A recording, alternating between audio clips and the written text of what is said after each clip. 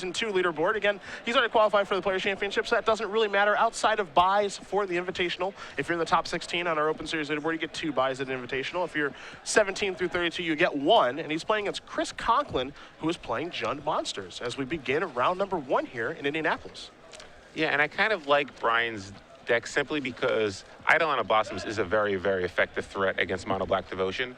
So if you expect a lot of those types of decks, then it's actually kind of a reasonable choice, even though it might be a little off the radar.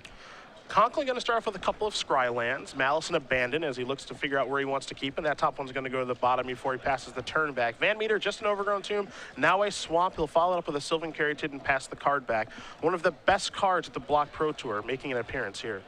Yeah, so this should be interesting because Brian, obviously, he's playing against Jund Monsters. His car mate and his teammate, Chris Van Meter, very, very familiar with this deck, so he probably has a lot of practice against Jund Monsters. Chris, on the other side of the table, though, probably hasn't played against Black-Green Constellation very much, so it'd be interesting to see how this one plays out, particularly after sideboard.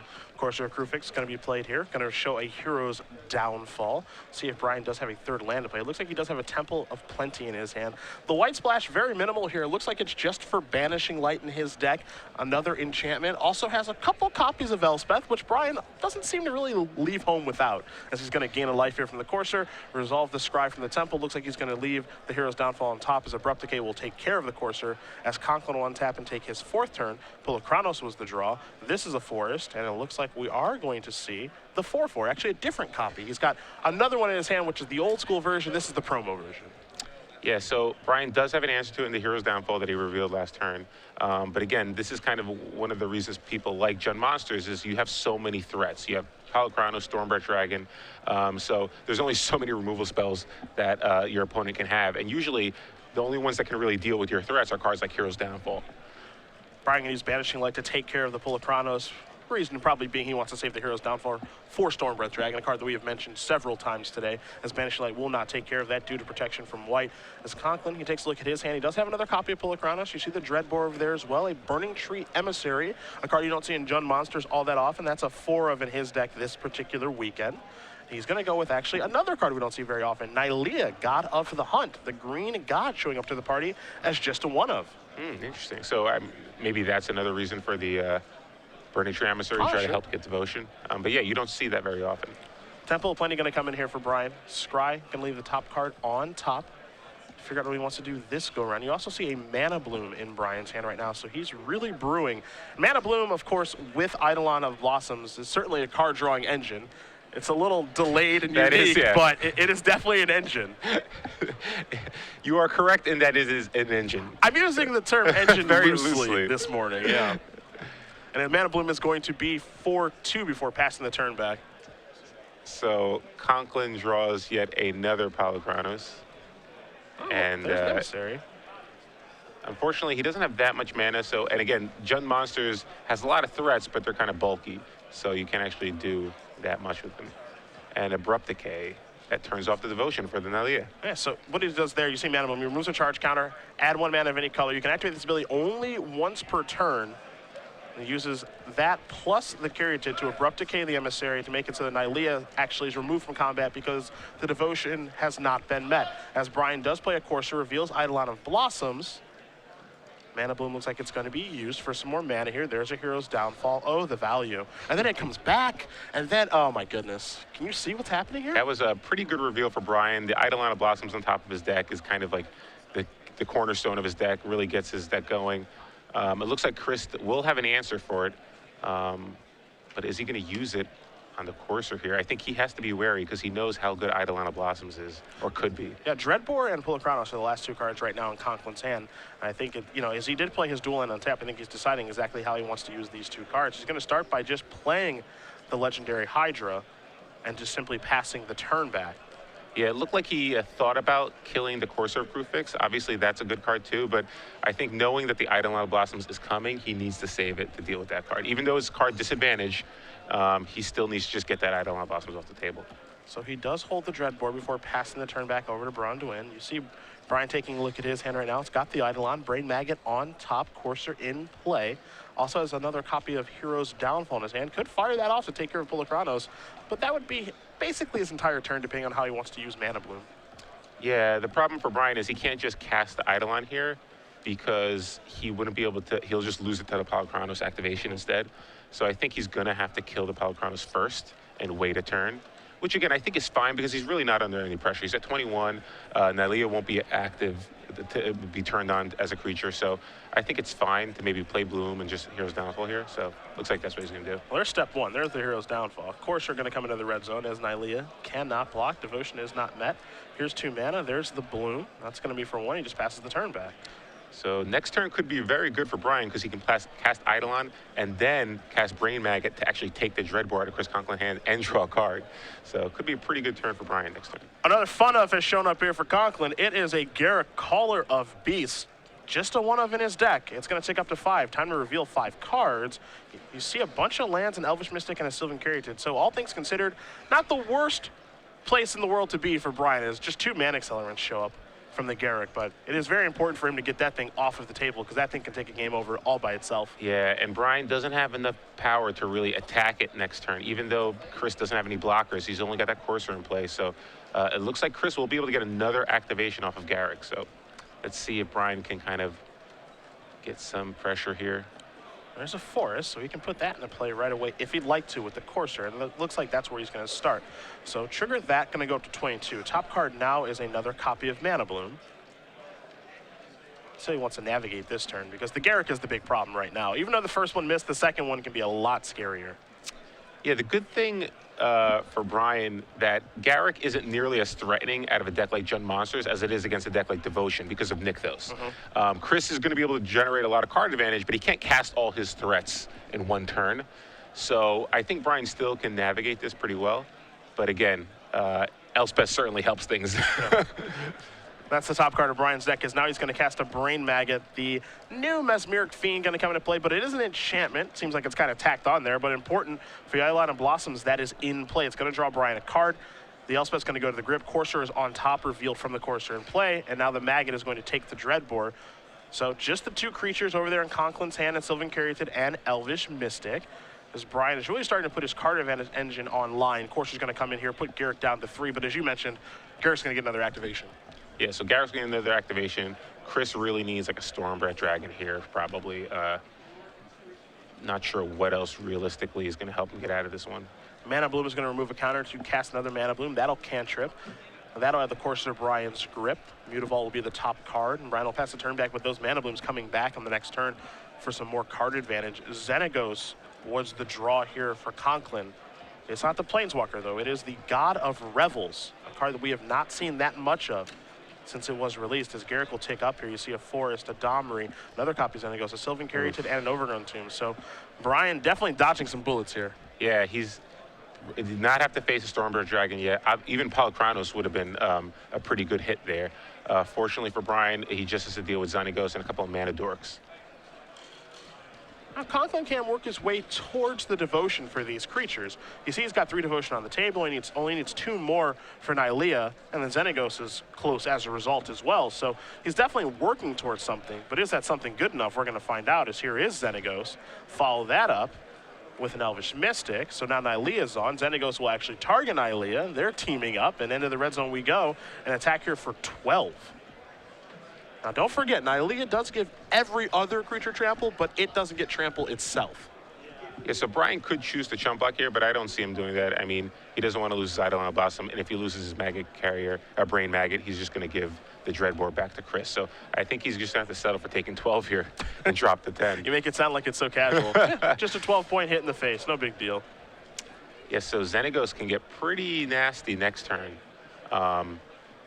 especially because it'll have trample because of the Nylea. If Chris can turn it on, which it looks like he should be able to next turn. Yeah, assuming a Garrick activation and some other things, I think he should be able to do that, as Brian just kind of shrugs his shoulders and says, all right, I will take all of that damage and go down to 10. Brian knows all of the cards right now in Conklin's hand, since they are all from Garrick. Mana Blooms are going to go back to the grip. Mutavault will go to the hand as well. Now there's another copy of Elspeth for Braun-Duin. We'll see exactly how he wants to navigate this turn. Yeah, he can't. Realistically, he can attack, drop Garrick down to, if Chris decides to chump block, yeah, he still can't deal with the Garrick this turn, I don't think. Maybe he wants to try to draw into something here. Oh, looks like he's going to go Bloomin'. And this is, again, just going to... Mana Bloom is X and a green, so he can just play it for 1 green. It won't be able to add any mana, but what it will do more importantly is just draw Brian a card for 1 green mana. So he does draw another copy of Elspeth. Already had one, so 2 in the grip. There's a Mutavault. Going to trigger the Courser, go up to 11. Top card now is a Temple of Plenty. Yeah, so Brian had a mana in his hand, so if he didn't hit a land, he could have. He had a Mutavault in his hand already, so if he didn't hit one, he could have still played it and cast the Elspeth this turn. But I think he's just trying to draw into a Hero's Downfall, perhaps, or a Banishing Lake, more likely. You see him rocket back and forth in his chair. We've seen this before. He is moving into the tank now, trying to figure out what he can do to get himself out of this situation. Didn't expect to see those 2 gods in play together, I'm sure, along with Garrick as well, kind of putting some real tension on this game if he has to take care of some real issues out here. Yeah, it might not even be right for Brian to actually cast the Elspeth here. He might want to just try to draw into something else. He has another Courser, but he likely would have played the Courser first if that was his plan and gained 2 life as opposed to 1. Hey, he's also got the other Mana Bloom, too, that he could cantrip, draw the Temple of Plenty, see what the top card is, which is a mystery. I think Brian's real fear here is, am I just going to lose to a top deck Stormbreath Dragon because of Xenagos? Yeah. Looks like it might be time to gear up some attackers here, and that's what's going to happen. So Elvish Mystic's going to get in the way of Courser. 2 damage will be dealt to Garrick. So that's going to go down to 2. We'll see what Brian's follow-up play is going to be. It's a pretty attractive to cast Elspeth right now, simply because it's Elspeth. Yeah. And that's exactly what he's going to do. So Sun's Champion comes in, up to 5. 3 soldier tokens are coming. You see a cluttered board here. This is probably how Brian wants things to go typically. But Nylea's Trample is actually causing a huge problem here, as is the Xenagos. So yeah, it's that Trample that really made me wonder whether or not he wants to try to draw into something more. Just because, you know, Nylea's pump ability plus the Trample, you know, he's going to get another activation with Garrick, so he's going to be able to find something that will likely get him to turn there's no way he can't find a Stormbreath now. Like, he's almost through half his deck. And he does find one along with a copy of Burning Tree Emissary. So those 3 lands are going to go to the bottom, but Stormbreath is going to go to the grip. So now Conklin can start coming across in the sky, and that in combination with Xenagos is going to be a whole bunch of damage now. Yeah, the Burning Tree alone will be able to turn on every god in play right now. You know, it's kind of an unorthodox build. We label the deck Jund Monsters, and realistically it is. You know, he is those 3 colors. It's just a different build. I was kind of curious on why Burning Tree Emissary is in here. It kind of makes sense now, given Xenagos and Nylea, and the fact that it can turn both those cards on. Yeah, his deck certainly seems more resilient to cards like Supreme Verdict or all the heavy removal decks that we've kind of seen in the past, just because the gods are so difficult to deal with. Let's see what Chris wants to do here. I'm not sure he's going to be able to do Burning Tree, Stormbreath. He can get those 2 into play. Stormbreath can get pumped by Xenagos. He can also just attack with Xenagos and Nylea too, because those will both be on. Like, that's a pretty good turn. Yeah. So it looks like, yeah, we're going to get both those guys into play. He could actually give the Burning Tree the Xenagos ability so it can attack this turn as well. Sure. So he can attack with all his creatures this turn if he wants to, and they'll all have trample except for Nylea. So triggering Xenagos, you saw him point to it. The question is, where does he want to trigger it to? And once he does figure that out, we'll see exactly how he's going to get in the red zone, because we know he's attacking this turn. I can promise you that. It looks like he's going to target Stormbreath Dragon, so Burning Tree is going to stay back at home. You've got a 6/6 non-trampler Nylea coming in. You've got an 8-power Dragon with trample, but there are no flying blockers out there. And then you've got Xenagos. And the trample, and I think he ends up dying, right? Yeah, there's the trample damage. Yep, and that's going to do it. So Chris Conklin is going to win game number 1 here over Braun-Duin. Jund Monsters, an unorthodox build, does win over a very more standard, typical deck in the Black-Green Constellation.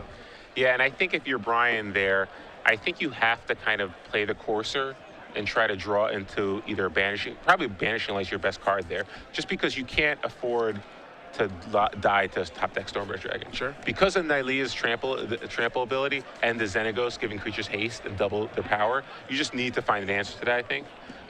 If you just tap out for Elspeth, you're basically saying, okay, there's probably not a Stormbreath in the top 5 cards of or top 6 cards of my opponent's deck, which is very unlikely given how the first few turns went. We'll take a look at sideboards. You've got BBDs in front of you. What do you see as far as help is concerned?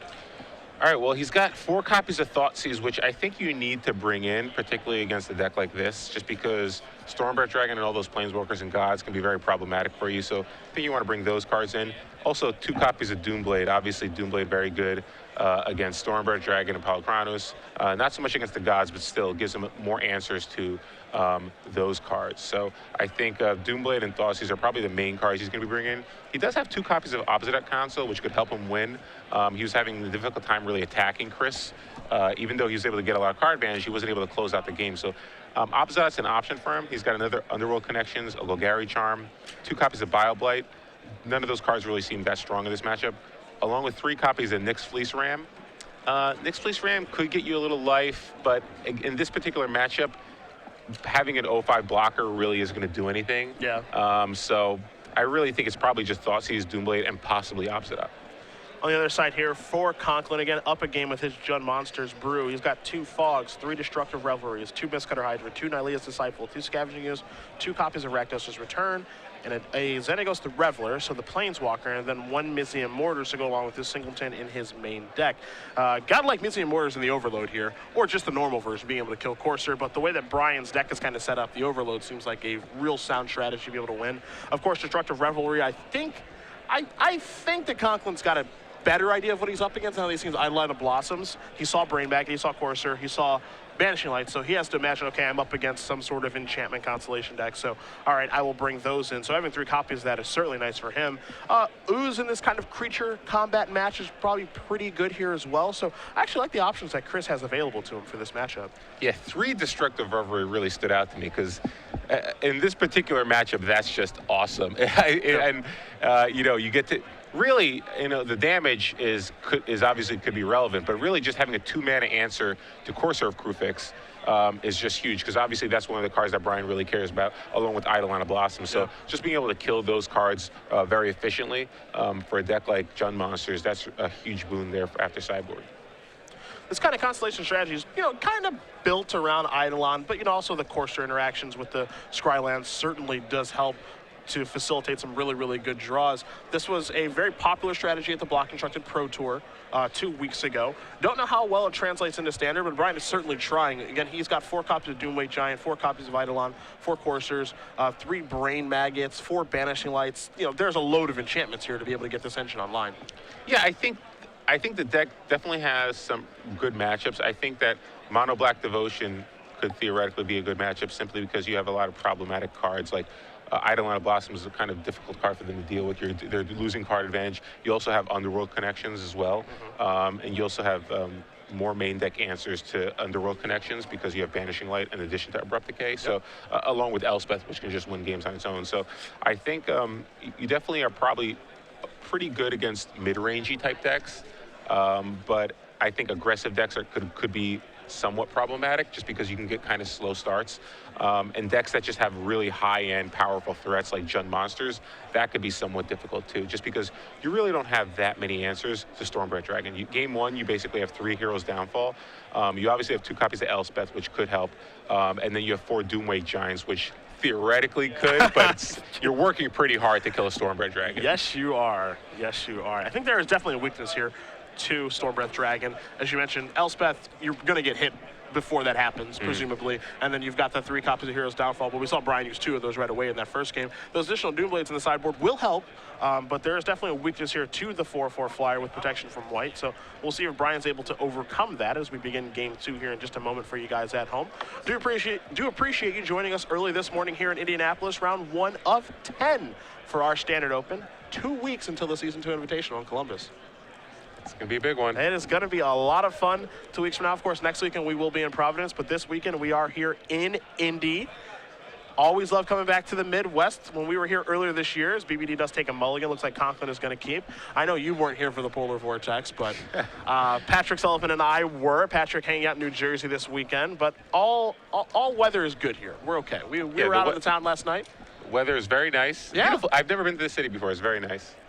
I like it. Although the Pacers lost, so everyone was in a melancholy mood, but yeah, it was still pretty good. Reality did finally strike for the city of Indianapolis, excuse me. Look, I can say that I lived here for 5 years. Yes. I can say that.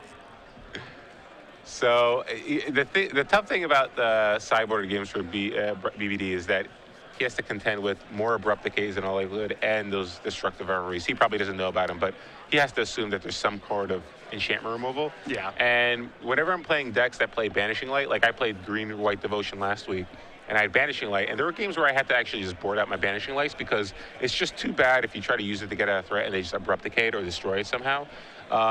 So unfortunately for Brian's deck, because he has so few removal and he's not really a proactive deck, I'm not sure he can afford to board out those Banishing Lights. So there could be games where we just see him get blown out by like a timely destructive reverie or abrupt decay.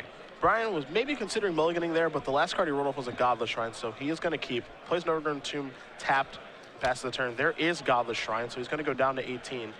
And this is a copy of Mana Bloom for 1 before passing the turn back. You saw Conklin go down to 18 on his end as well to start the game off with an Elvish Mystic. We'll see what he has to do on the second turn, which is another Stomping Ground. So down to 16 he goes. Maybe it's Planeswalker time. Sylvan Caryatid and another Elvish Mystic. So he's just ramping into something very scary. And you can see a Stormbreath Dragon in his hand right now. Yeah, if you're Brian, you can't be excited to see that type of ramp. But you could be excited about that Doomblade, though. There's a Doomblade for Brian. Ooh, Chris draws a Nykthos, a card that I did not think he had in his deck. A 2-of.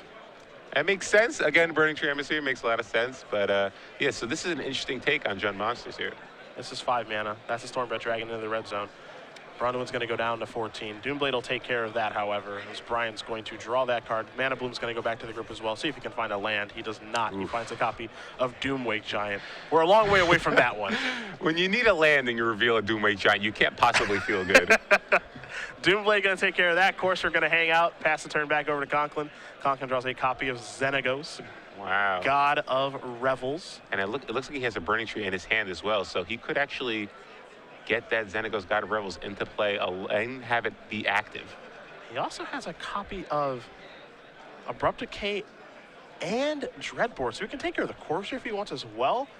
The world is his oyster right now. There's a Burning Tree Emissary. This is a bunch of mana.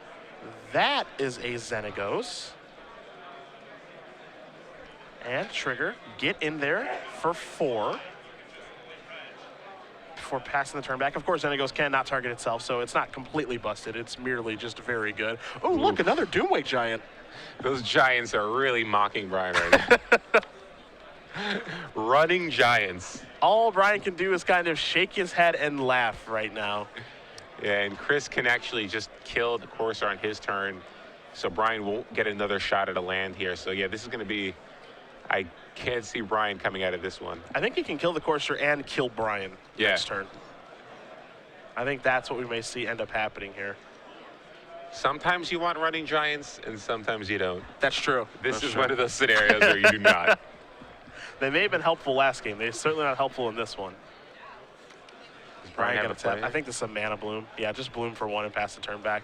He has a plan in theory. It's not much of one. Conklin going to quickly untap her. You see the 2 removal spells. Picked up a Courser for the turn. That one doesn't matter very much. This is 2 mana. There's an Abrupt Decay to clear that out of the way. We'll see some attackers here in just a moment. So 13 damage we're talking about? Yeah, we're talking about a bunch of damage. There's a Courser. Top card's an Abrupt Decay. Trigger the Xenagos. Let's get into the red zone. That's an extension of the hand. Chris Conklin does win round number 1 here in Indianapolis. 2-0. Jund Monsters taking down Brian Braun-Duin, playing Black-Green Constellation. So very interesting take here. Jund Monsters, more of a devotion-fueled version. Really wants to get those gods online. Has a couple of copies of Nykthos. The Nykthos seems interesting in this deck. I don't know if there's really that much that he wants to, like he has, I think, 1 copy of Garruk in his main deck. So he's got 1 Garruk, he's got 1 Mortars. As far as other things he can do with the mana, Stormbreath Dragon, Monstrosity activation, Pulachronos Monstrosity activation, Nylea, multiple activations there. The thing I actually like about Nykthos in this deck is that it's just a 2-of, so it's not like a Nykthos deck. Yeah. You know, it's not built around it. It's just like, oh, you know, there are draws that I can have where if I draw Nykthos and things line up, I can do some pretty crazy and cool stuff. But if I, you know, the other devotion decks, you know, they're all, if I don't draw Nykthos, my deck is actually pretty bad. Yeah. So that's one of the things I actually do like about this particular build of this deck. Again,